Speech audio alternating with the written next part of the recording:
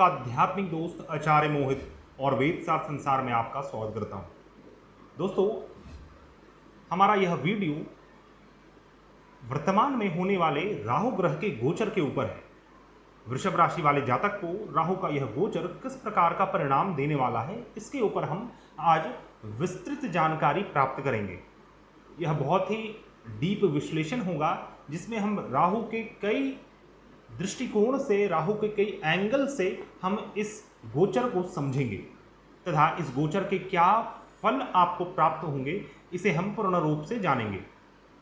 तो दोस्तों, video start करते करते आप सभी से अनुरोध है, कृपया हमारे चैनल को सब्सक्राइब करें तथा हमारे इस वीडियो को ज़्यादा से ज़्यादा लाइक करें, शेयर करें तथा यदि आप इस प्रकार के इंटरेस्टिंग वीडियोस देखना चाहते हैं तो हमारे प्लेलिस्ट को एक बार अवश्य विजिट करें।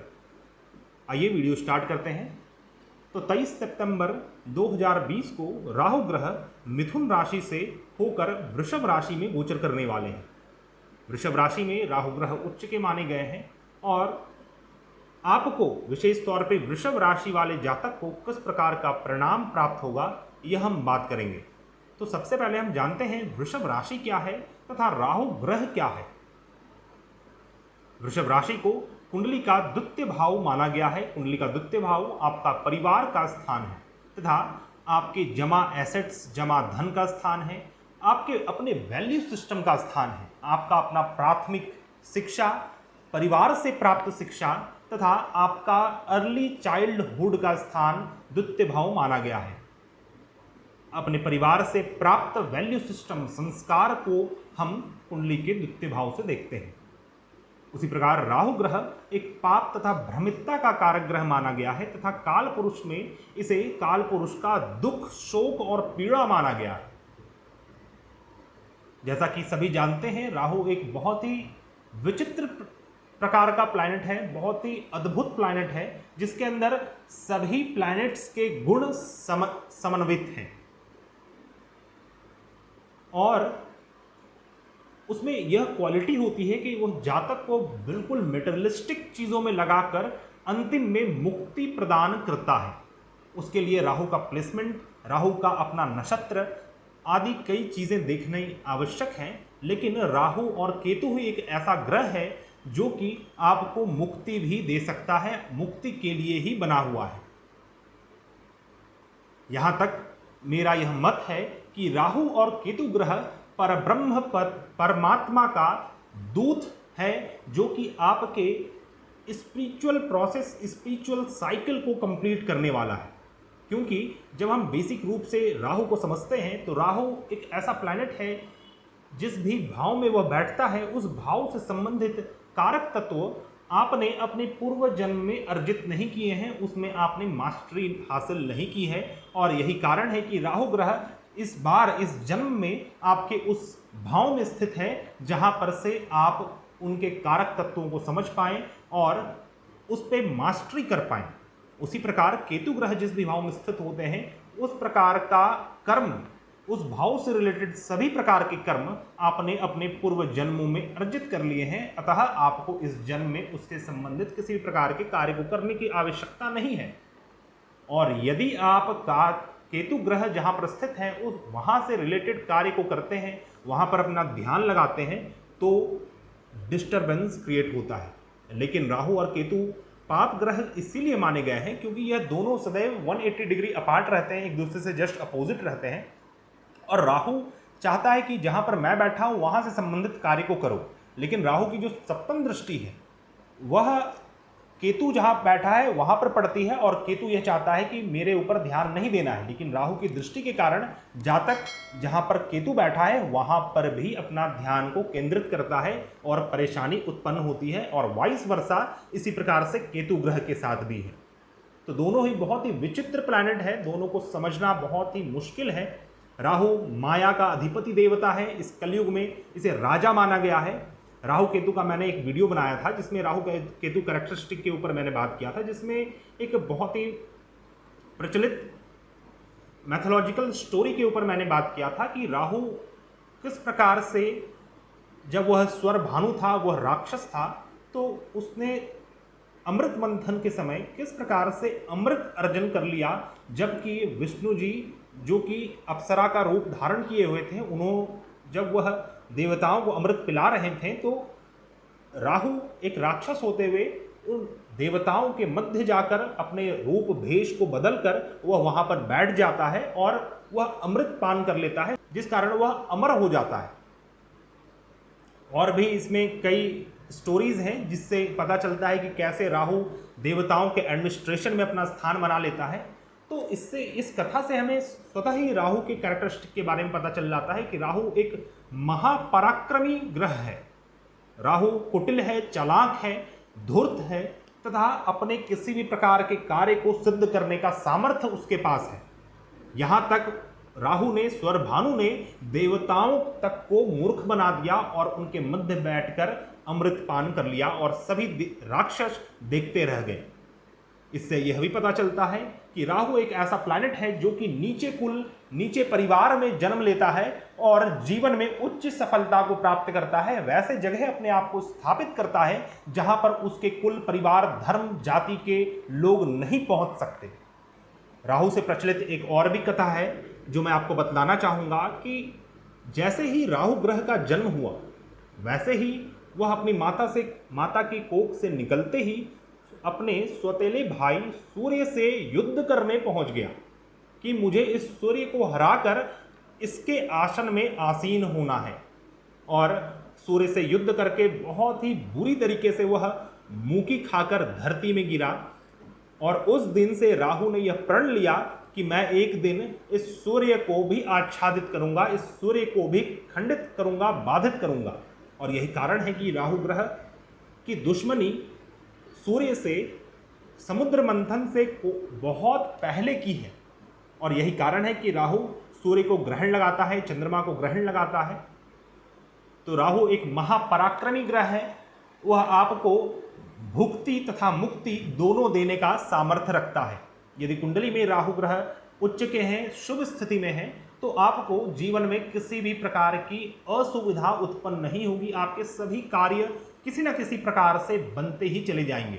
राहु प्रधान व्यक्ति एक मायावी व्यक्ति होता है तथा तंत्र मंत्र, ऑकल्ट मिस्टिसिज्म, ज्योतिष शास्त्र तथा ज्योतिष शास्त्र जैसे अनेक ब्रह्म विद्या को जानने वाला होता है।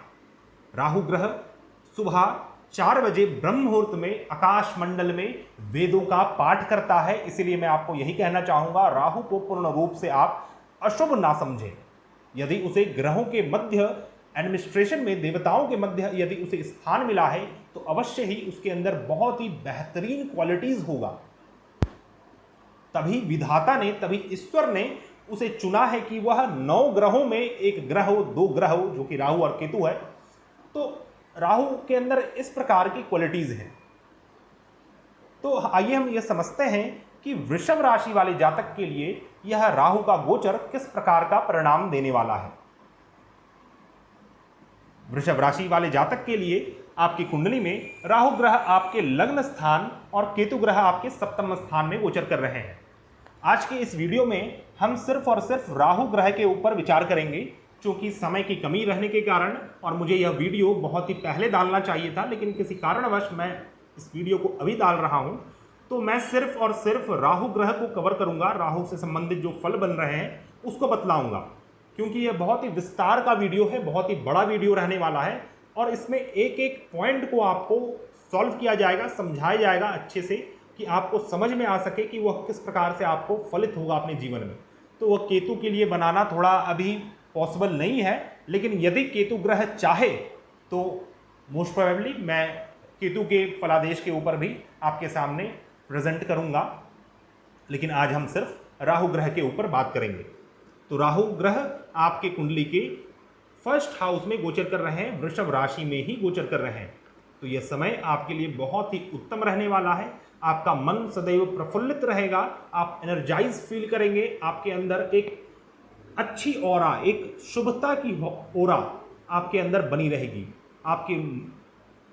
आपके जीवन में हैप्पीनेस, एक जॉयनेस बना रहेगा। आप चीज़ों को एंजॉय करेंगे और अपने निजी कार्य आपके सिद्ध होंगे।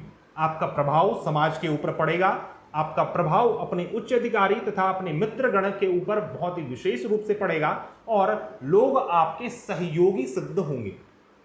तो दोस्तों यह राहु ग्रह का आपके राशि में गोचर का फल है, लेकिन यहां पर मैंने कुछ पॉइंट्स लिखे हैं, तो इस पॉइंट्स को भी आज हम कवर करेंगे और इससे रिलेटेड क्या फलादेश बन रहे हैं।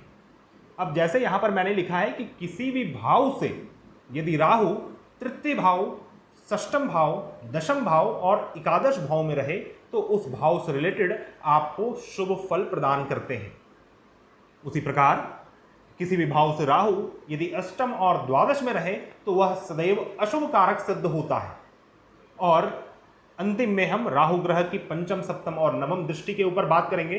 तो यह तीनों पॉइंट किस प्रकार से फलित होगा, यह जो 3-4 भाव को शुभता प्रदान करेंगे राहु, यह किस प्रकार से शुभता प्रदान करेंगे, इसका क्या एग्जैक्टली फल होगा, इसके ऊपर बात करेंगे। इसके बाद हम क्या राहु का अशुभ फल है जिस विभाव से वह अष्टम और द्वादश में है, इसके ऊपर भी हम बात करेंगे। और राहु की दृष्टि से क्या फल बनेंगे आपकी कुंडली में, इसके ऊपर हम विस्तार से चर्चा करेंगे। तो दोस्तों इस चर्चा को आगे बढ़ाते हुए मैं आपको एक चीज क्लियर करना चाहूंगा कि यह जो वृषभ राशि है, यह आपके लग्न की राशि तथा चंद्रमा की राशि, दोनों ही राशि के आधार पर आपको समझना है। अब हम दोनों ही राशि के आधार पर कैसे समझ सकते हैं, जैसे कि इससे जस्ट पूर्व के एक वीडियो में मैंने सुदर्शन चक्र में राहु और केतु का ट्रांजिट के ऊपर बात किया था, जिसमें हमने आपकी लग्न कुंडली, चंद्र कुंडली तथा आपका सूर्य कुंडली, यह 3 कुंडली के ऊपर हमने बात किया था, जिसमें मैंने यह बतलाया था कि लग्न राशि जो है, मान लीजिए आपका यह कुंडली है और फर्स्ट हाउस में आपका 2 नंबर है अर्थात वृषभ राशि है, तो यह आपके लग्न का राशि हो गया। उसी प्रकार चंद्रमा यदि आपके 2 नंबर में स्थित है, कुंडली के किसी भी भाव में चंद्रमा हो और जिस भाव में हो वहां पर 2 नंबर लिखा हुआ है, वृषभ राशि लिखा हुआ है, तो आपका जन्म का राशि अर्थात चंद्रमा का राशि वृषभ राशि हुआ। तो इन दोनों ही आधार पर आपको समझना है। कैसे हम समझ सकते हैं कि लग्न के आधार पर एक फिजिकल फॉर्म को समझा जा सकता है, वह फिजिकल रूप से, एक मेटेरियलिस्टिक रूप से किस प्रकार का फलित होगा इसका गोचर, अर्थात कि एग्जैक्टली होगा क्या आपके साथ, उस चीज को जानने के लिए हम आपके लग्न की राशि लेंगे। और चंद्र की राशि से आपके मेंटल परस्यूट, आपके इमोशन, फीलिंग, आपका कॉन्शियस माइंड किस ओर ड्रिवन होगा, आप क्या सोचेंगे, आपकी क्या विचारधारा होगी, राहु का यह गोचर आपके मानसिक स्थिति में किस प्रकार का प्रभाव डालेगा, यह हम आपके चंद्र राशि से समझते हैं।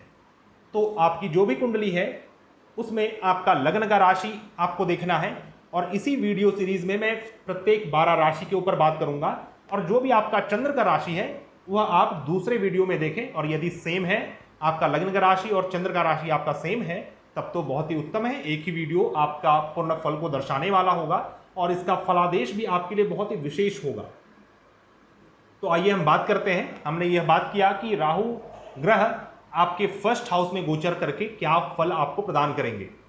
आइए हम बात करते हैं, राहु किसी भाव से यदि तीसरे, छठे, 10वें और 11वें में है तो उसका क्या फल होगा।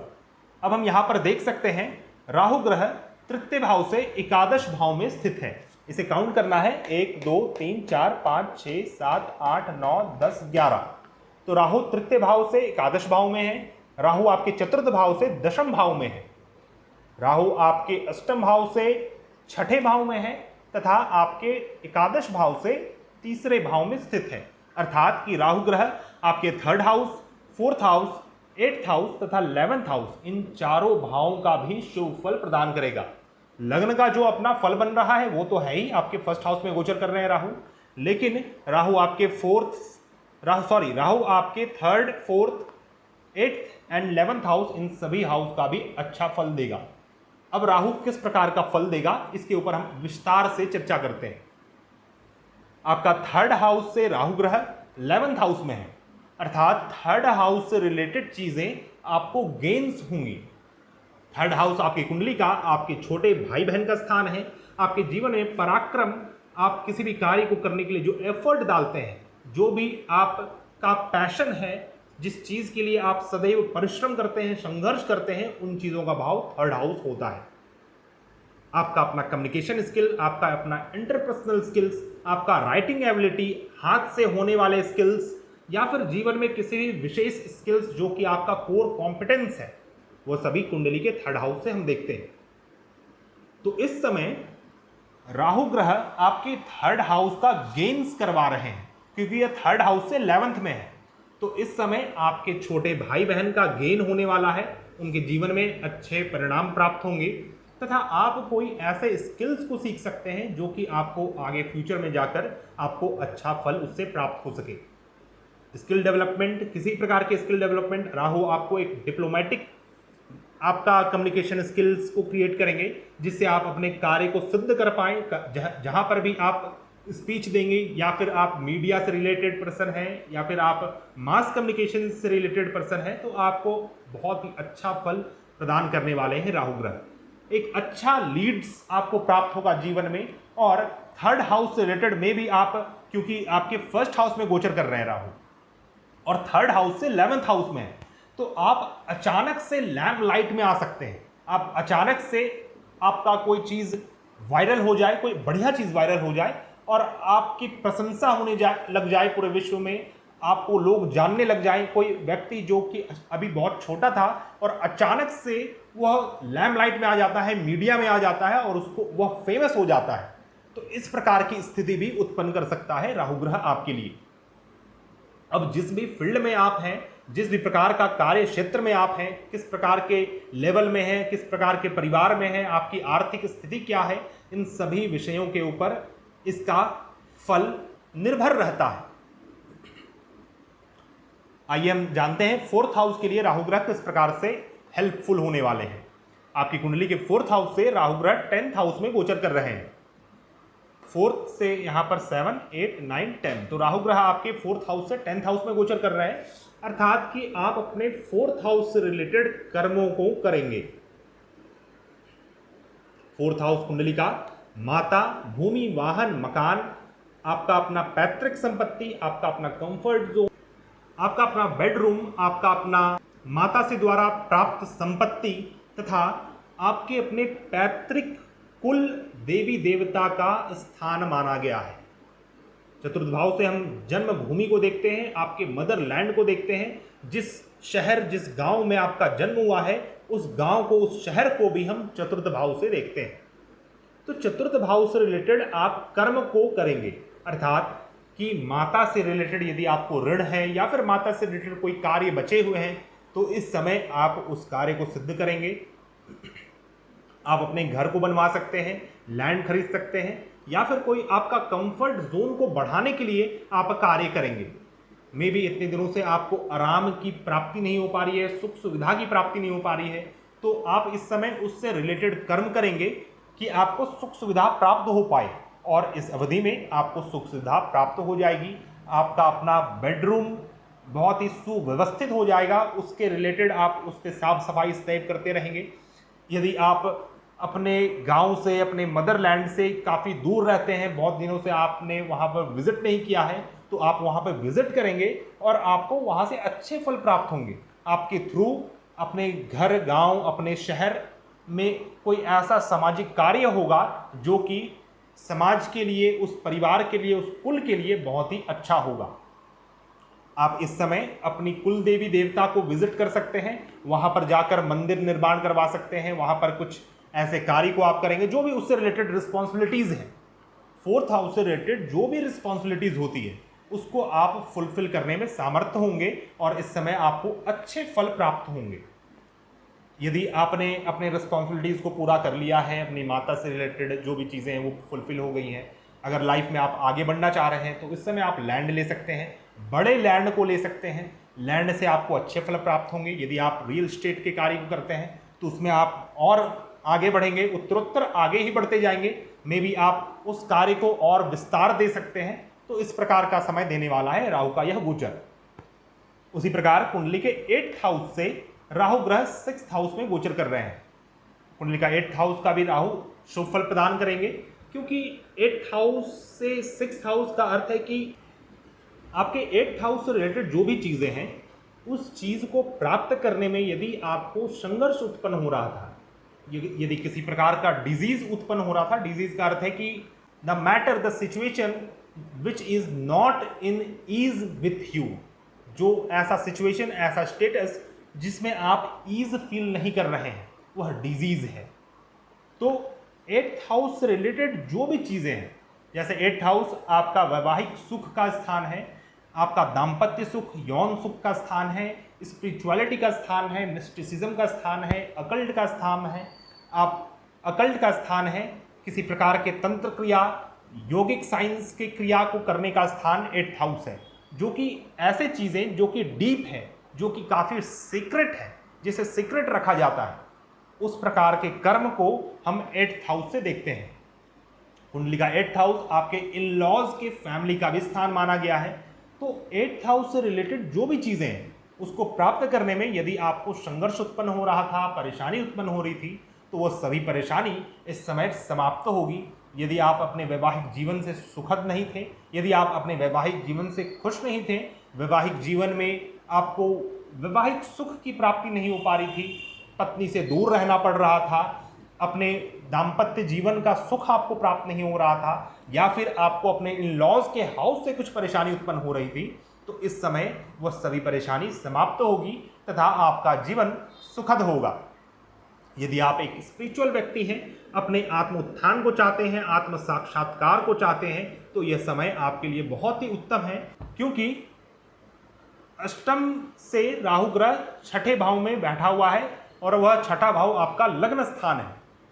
और लग्न स्थान में जब भी राहु बैठते हैं तो जातक अपने आप को फाइंड करने लग जाता है, अपने विषय में खोजने लग जाता है, अपनी आत्मा के विषय में खोजने लग जाता है। और चूंकि अष्टम से 6ठा है, तो जो भी हिंड्रेंस आपको आ रहा था अपने आप को फाइंड करने में, उस स्पिरिचुअल प्रोसेस को कंप्लीट करने में, उस आध्यात्मिकता को प्राप्त करने में जो भी संघर्ष उत्पन्न हो रहा था, उस सिद्धि साधना को करने में, उस प्रकार के अकल्ट मिस्टिसिज्म को समझने के लिए रिसर्च करने में जो आपको परेशानी आ रही थी, वह सभी इस समय समाप्त होगी। आप यदि अपने ऊपर, अपने शरीर के ऊपर रिसर्च करना चाहते हैं, अपने आत्म साक्षात्कार के ऊपर रिसर्च करना चाहते हैं, धर्म अध्यात्म के ऊपर रिसर्च करना चाहते हैं, किसी प्रकार के गुह्य विद्या, किसी प्रकार के ब्रह्म विद्या के ऊपर रिसर्च करना चाहते हैं, तो यह समय आपके लिए बहुत ही उत्तम फल प्रदान करने वाला है। आइए बात करते हैं किस प्रकार राहु ग्रह आपके 11th हाउस के लिए अच्छा फल प्रदान करेंगे। 11th हाउस कुंडली का बड़े भाई बहन का स्थान है, आपके कार्य स्थान में उपलब्धियों का स्थान माना गया है, तथा आपके अपना नेटवर्क सर्कल, कलीग्स, अपने फ्रेंड सर्कल का स्थान कुंडली का 11th हाउस माना गया है। विशेष तौर पे यह समाज का स्थान है, समाज में मान प्रतिष्ठा, यश, कीर्ति का स्थान है। और राहु ग्रह आपके 11th हाउस से 3rd हाउस में गोचर कर रहे हैं। तो जो भी आपका 11th हाउस से रिलेटेड कम्युनिकेशन गैप था, जो भी 11th हाउस से रिलेटेड आप एफर्ट नहीं डाल पा रहे थे, उन सभी चीज़ों में आपको सफलता प्राप्त होगी। अपने कलीग्स, नेटवर्क सर्कल, अपने फ्रेंड सर्कल से आपका कम्युनिकेशन गैप फुलफिल होगा। आप उन लोगों से अच्छे से कम्युनिकेट कर पाएंगे, उन लोगों के प्रति सहानुभूति, उन लोगों के प्रति जो भी चीज़ शो करना चाहिए, एक नेचुरल फॉर्मेलिटीज़ होता है, एक सोशल फॉर्मेलिटीज़ होता है, उन चीज़ों को आप फुलफिल कर पाएंगे। 11th हाउस आपका इनकम का स्थान है, अपने समाज में मान प्रतिष्ठा का स्थान है। तो इनकम तथा मान प्रतिष्ठा, अपने कर्म स्थान में उपलब्धि को प्राप्त करने के लिए आप एफर्ट डालेंगे, क्योंकि यहाँ से 3rd हाउस में स्थित है और 3rd हाउस एफर्ट का स्थान है। आप उसके लिए परिश्रम करेंगे, आप संघर्ष करेंगे और उस परिश्रम संघर्ष का आपको इस बार फल प्राप्त होने वाला है, बहुत ही उत्तम फल प्राप्त होने वाला है। राहु ग्रह आपके इनकम में वृद्धि कर सकते हैं, आपके नेटवर्क सर्कल को बढ़ा सकते हैं। आप अपने नेटवर्क सर्कल को, मीडिया के थ्रू आपका नेटवर्क सर्कल बढ़ेगा, सोशल साइट्स के थ्रू आपका नेटवर्क सर्कल बढ़ेगा और उस नेटवर्क सर्कल से आपको अच्छा मुनाफा होगा, अच्छा फायदा होगा। तो दोस्तों, हमने इस प्रिंसिपल के ऊपर बात किया कि किसी भाव से 3रे, 6ठे, 10वें और 11वें हाउस में अगर राहु ग्रह रहे तो उसका क्या शुभ फल आपको प्राप्त होगा। अब हम बात करते हैं किसी भाव से यदि राहु अष्टम और द्वादश में रहे तो उसके क्या अशुभ फल आपको प्राप्त होंगे। यहां पर हम देख सकते हैं कुंडली के द्वितीय भाव से राहु ग्रह द्वादश में स्थित है अर्थात कि द्वितीय और द्वादश का यह संयोग आपके धन स्थान के लिए अशुभ माना जाएगा। आपके परिवार के मध्य कुछ ऐसी स्थिति उत्पन्न होगी जिसके कारण परिवार का एक सदस्य या फिर परिवार के सदस्य में कमी उत्पन्न हो सकती है। कोई व्यक्ति परिवार छोड़कर जा सकता है, कोई व्यक्ति बाहर जा सकता है, अपने कार्य को करने के लिए बाहर चला जाएगा, या फिर इसी समय किसी जातक की मृत्यु होती है, आपके परिवार के किसी सदस्य की मृत्यु भी होने की संभावना इस समय दिखती है। इस समय उसे देखने के लिए, उसे समझने के लिए और भी अन्य दशाओं को देखना आवश्यक है, किस प्रकार का योगनी चल रहा है, किस प्रकार का चर दशा चल रहा है। लेकिन एक मोटे मोटे रूप से क्या क्या संभावनाएं उदित हो सकती हैं उसके ऊपर हम बात कर रहे हैं। तो परिवार के किसी सदस्य की कमी उत्पन्न होगी, आपको धन की कमी उत्पन्न होगी, जमा धन आपका लॉस हो सकता है, परिवार के एसेट्स लॉस हो सकते हैं, और आप खुद अपने परिवार से प्राप्त जो संस्कार है, आपने परिवार से जो वैल्यू सिस्टम गेन किया है, उन चीज़ों को आप त्याग सकते हैं। उन चीज़ों को छोड़कर आप किसी विरुद्ध संस्कार को पकड़ सकते हैं जो कि आपके लिए हानिकारक है। इस समय आपके लिए यह जो सेकंड हाउस है, सेकंड हाउस का फल आपके लिए अशुभ रहने वाला है। उसी प्रकार कुंडली के 6th हाउस से राहु ग्रह अष्टम भाव में स्थित है, तो यह एक षडाष्टक योग का निर्माण कर रहा है। षडाष्टक योग का अर्थ है छठा और आठवां। यहाँ पर राहु ग्रह आपके छठे भाव से अष्टम भाव में है, और यह जो छठा भाव है यह राहु ग्रह से अष्टम भाव में है। तो षडाष्टक योग का निर्माण हो रहा है, और इस षडाष्टक योग के कारण रोग तथा रोग से मृत्यु या फिर मृत्यु तुल्य कष्ट का पता चलता है। अवश्य ही आपकी मृत्यु तो नहीं होगी, क्योंकि राहु ग्रह आपके लग्न में उच्च के गोचर किए हैं, तो अतः कि आपको मृत्यु तो नहीं होगी। अन्य दशाओं को देखना आवश्यक है, लेकिन एक जो बेसिक फल बन रहा है वह यह है कि आपकी मृत्यु नहीं होगी, लेकिन आपको अनेक प्रकार के रोग उत्पन्न होंगे, और वह रोग बहुत ही अनआइडेंटिफाइड होंगे। हो सकता है कि गोचर होते ही किसी प्रकार का रोग लग जाए और आप उसको नज़रअंदाज करते रहें, उसको नेग्लेक्ट करते रहें, उसे छोटा रोग, उसे छोटी चीज़ मानते रहें, लेकिन वह आगे चलकर आपको अनेक परेशानियों में फंसा सकता है। इसलिए आपको अपने हेल्थ के लिए सावधान हो जाना चाहिए। आपके जीवन में कुछ ऐसे गुप्त शत्रुओं का आगमन होगा जो कि आपको सदैव नुकसान पहुंचाने के लिए तत्पर रहेंगे, अतः आपको अपने गुप्त शत्रुओं से भी बचकर रहना चाहिए। छोटे छोटे ऋण लेने पड़ सकते हैं, और चूंकि वृषभ राशि में राहु ग्रह गोचर कर रहे हैं आपके लग्न स्थान में, तो मोस्ट प्रोबेबली आप ऐसे ऋण लेंगे, ऐसे ऐसे छोटे छोटे लोन्स लेंगे जो कि आपका अपना कोई चीज़ फुलफिल हो पाए, अपना लग्जीरियस लाइफ को फुलफिल करने के लिए, अपने नीड्स नहीं अपने वांट्स को फुलफिल करने के लिए आप लोन्स लेंगे, और उस वांट्स के कारण आप समस्याओं में पड़ सकते हैं। आप उस ऋण को नहीं चुका पाएंगे, क्योंकि आपका जमा धन भी लॉस होने वाला है, और यहाँ पर यह भी दिखता है कि आप लोन्स भी लेंगे।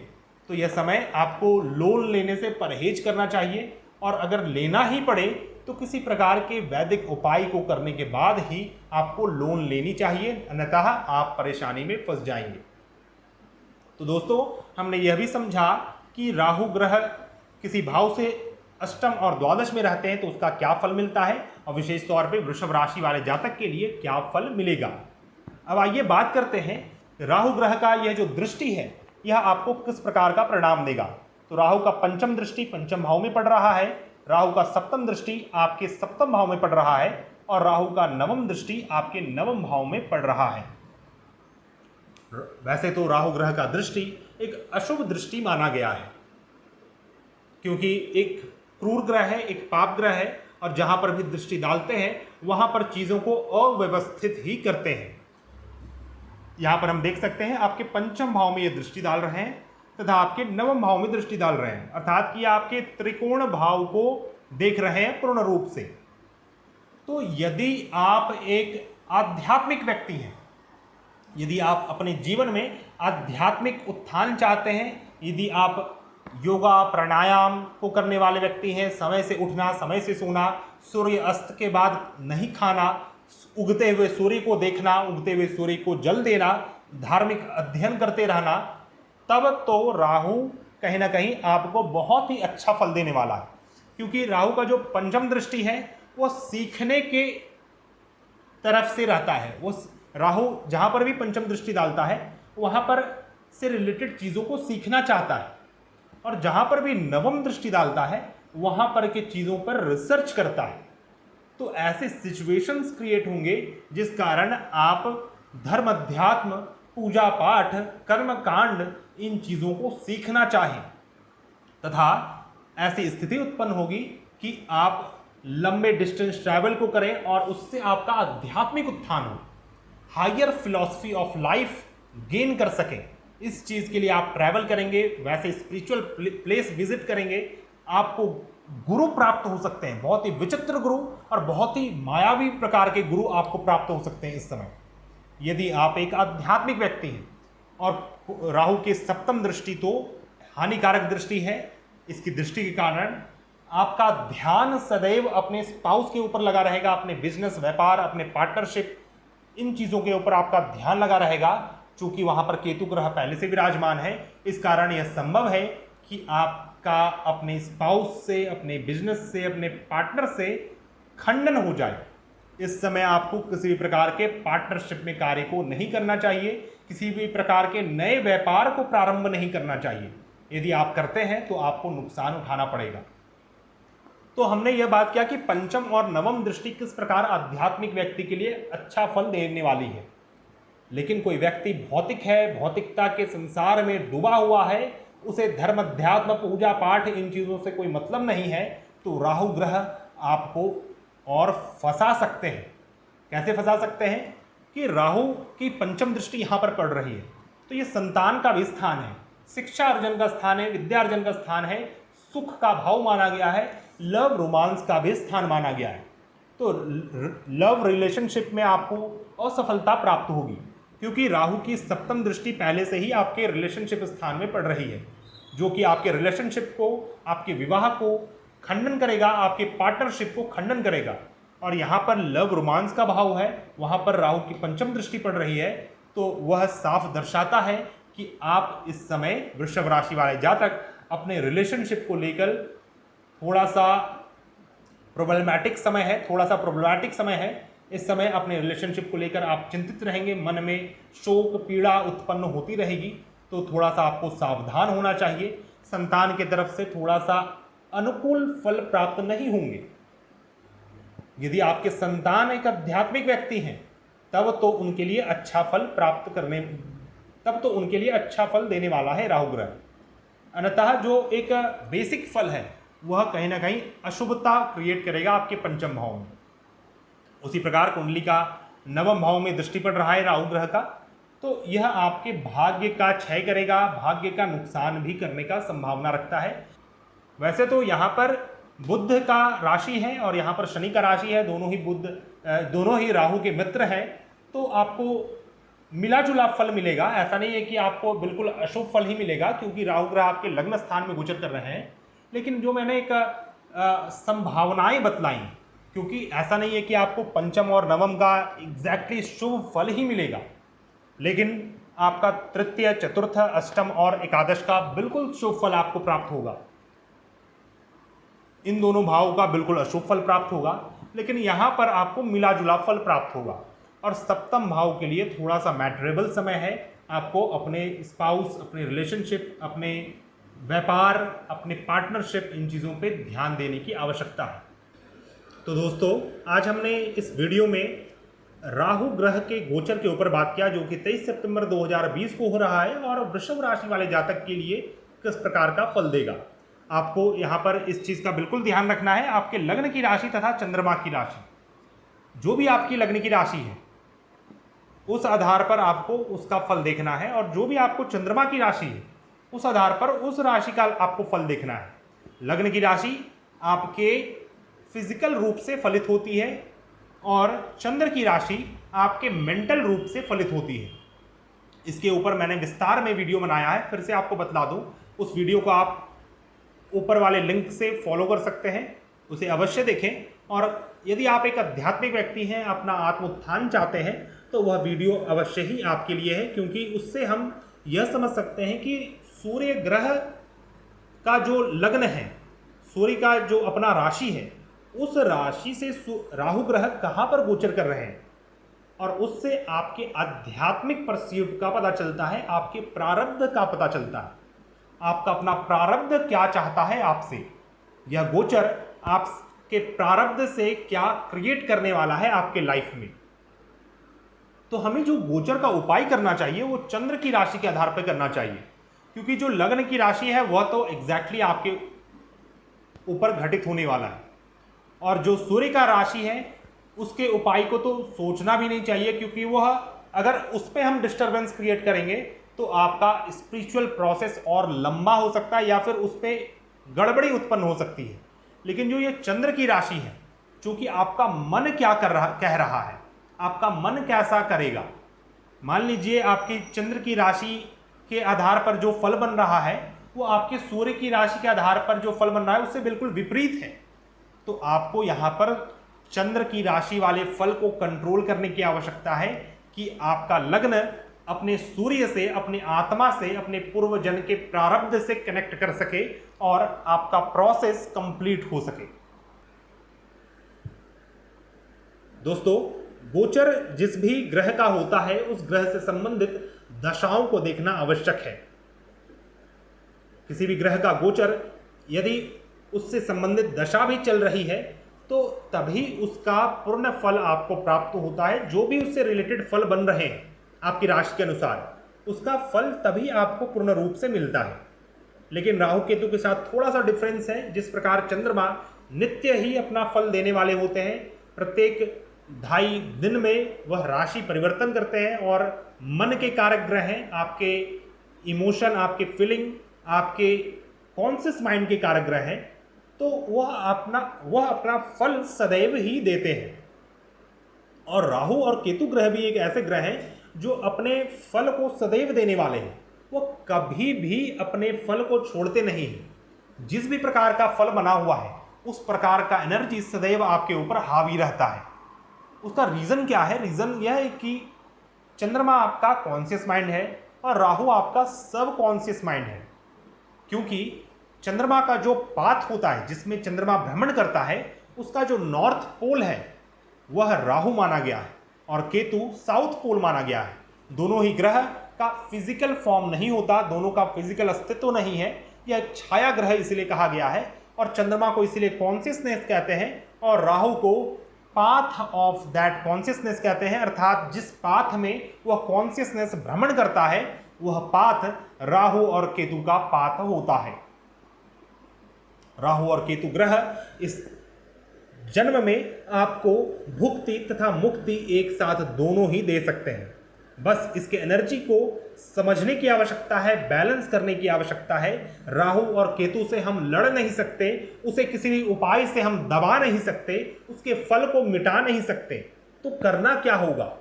इसके लिए हमें राहु और केतु के साथ ही चलना होगा। राहु जो चाहते हैं वह करना होगा और केतु जो चाहते हैं वह भी करना होगा। दोनों के मध्य आपको कंफ्यूजन क्रिएट नहीं करना होगा। एक एग्जाम्पल के थ्रू मैं समझाता हूं। जैसे यहां पर राहु लग्न स्थान में स्थित है, राशि आप भूल जाइए, यहां पर राहु लग्न स्थान में स्थित है और केतु आपके सप्तम भाव में स्थित है। अतः राहु यह कह रहे हैं कि तुमने अपने पूर्व जन्म में लग्न से संबंधित कारक तत्वों को नहीं समझा है, उस पर मास्टरी हासिल नहीं की है, और तुम्हें इस जन्म में अपने लग्न स्थान के ऊपर कार्य करना है, लग्न पर ध्यान देना है। और केतु कहते हैं कि तुमने अपने सप्तम भाव से रिलेटेड सभी प्रकार के रिस्पॉन्सिबिलिटीज को पूरा कर लिया है, वहां से संबंधित कारक तत्वों को समझ लिया है, अर्थात अपने पुरुषार्थ को कर लिया है सप्तम भाव से रिलेटेड। इसीलिए तुम्हें सप्तम भाव से रिलेटेड चीजों को नहीं समझना है। अगर तुम सप्तम भाव में अपने ध्यान को केंद्रित करोगे तो मैं तुम्हें सप्तम भाव से खंडित कर दूंगा, सप्तम भाव से हटा दूंगा, आच्छादित कर दूंगा।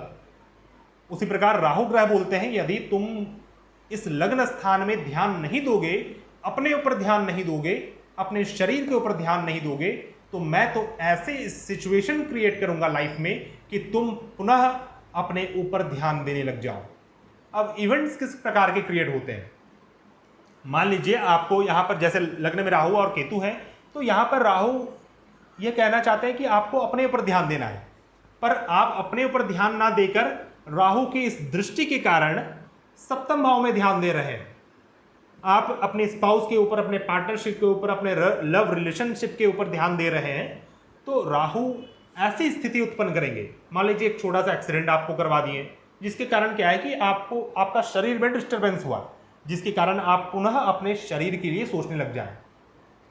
अब मान लीजिए कोई व्यक्ति है जो कि इन भौतिक चीज़ों से थोड़ा सा ऊपर उड़ गया है, शरीर से थोड़ा सा ऊपर उड़ गया है, अपने मन को तक वह पहुंच गया है, तो और राहु सप्तम भाव में अगर ध्यान दे रहे हैं, अगर आप अपने लव रिलेशनशिप, अपने पार्टनरशिप, इन चीज़ों पे ध्यान दे रहे हैं, तो केतु तो ऐसी स्थिति उत्पन्न होगी कि आप मानसिक रूप से अपने ऊपर ध्यान दे पाएं।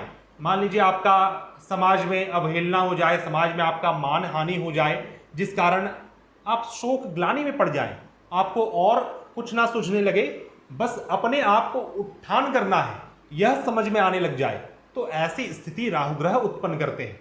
उसी प्रकार से आध्यात्मिक लेवल में भी हम देख सकते हैं। तो केतु का अर्थ यह नहीं है कि केतु जहां पर बैठे हैं उस प्रकार का फल, उस भाव का फल आपको मिलेगा ही नहीं। केतु एक सच्चाई को समझाने के लिए है कि इस दुनिया में तुम्हें रिलेशनशिप से कोई मतलब नहीं होना चाहिए, क्योंकि सभी चीजें नश्वर हैं। जो आज मेरा था वह कल किसी और का होगा, कल किसी और का था तो वह फिर किसी और का हो जाएगा। यह दुनिया में सभी चीजें क्षण भंगुर हैं, सभी चीजें छूट जानी हैं।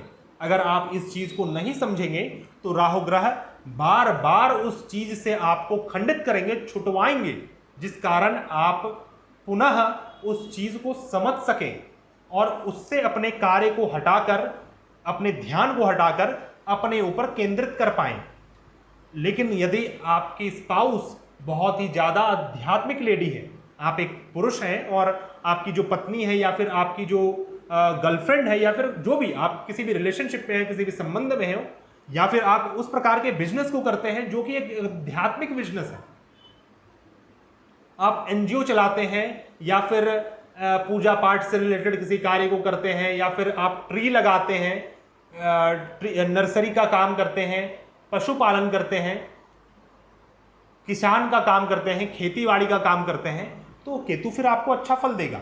यदि आपकी पत्नी एक आध्यात्मिक लेडी है, धर्म अध्यात्म को पालन करती है, योगा प्राणायाम को करती है, तो केतु आपको अच्छा रिजल्ट देगा।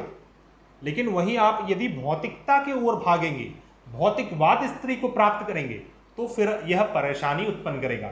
बहुत ही जटिल है राहु केतु को समझना, और इतने कम समय में, इतने कम समय के फ्रेम में शायद मैं आपको राहु केतु का पूर्ण विश्लेषण, उसे पूर्ण तरह से आपको ना समझा पाऊं, पर आशा करता हूं मेरा यह वीडियो आपके लिए बहुत ही फ्रूटफुल रहा होगा, आपको चीज़ें समझ में आई होंगी, और विशेष तौर पे यह वृषभ लग्न, वृषभ राशि वाले जातक के लिए यह राहु का गोचर किस प्रकार का फल देगा, यह आपको समझ में आया होगा, ऐसा मैं आशा करता हूं। और यह वीडियो आपको पसंद भी आया होगा। यदि यह वीडियो आपको पसंद आया है तो मैं एक बार पुनः आपसे निवेदन करना चाहूँगा, कृपया हमारे चैनल को सब्सक्राइब करें और हमारे इस वीडियो को ज़्यादा से ज़्यादा लाइक करें, शेयर करें। और अगर आप ज्योतिष शास्त्र, विशेष तौर पे वैदिक ज्योतिष शास्त्र के गूढ़ विषय को समझना चाहते हैं, बिना किसी कॉम्प्लिकेशन के, बिना किसी ओल झुलूल के, बिना किसी फंसने फंसाने के, एक स्ट्रेट रूप से ज्योतिष शास्त्र क्या कहना चाहता है इसे समझना चाहते हैं, तो आप हमारे सभी प्लेलिस्ट को अवश्य चेकआउट करें, विजिट करें, देखें कि वहाँ पर किस प्रकार के वीडियोज़ हैं। दोस्तों, वीडियो समाप्त करते करते यदि आप किसी भी प्रकार की समस्या से जूझ रहे हैं और उसका समाधान ज्योतिष शास्त्र के माध्यम से चाहते हैं, तो आप हमारे से कांटेक्ट कर सकते हैं। हमारा कांटेक्ट डिटेल्स आपको मेरे डिस्क्रिप्शन बॉक्स मिल जाएगा तथा स्क्रीन में भी फ्लैश आउट हो जाएगा। हम मिलते हैं नए वीडियो में, तब तक के लिए धन्यवाद। जय हिंद।